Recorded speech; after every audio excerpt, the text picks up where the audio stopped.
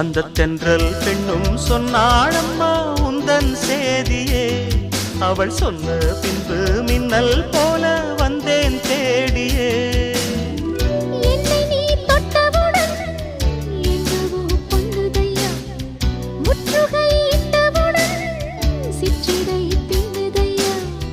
வெட்கம் விடுமோ அச்சம் விடுமோ தக்க துணைதான் பக்கம் வருமோ.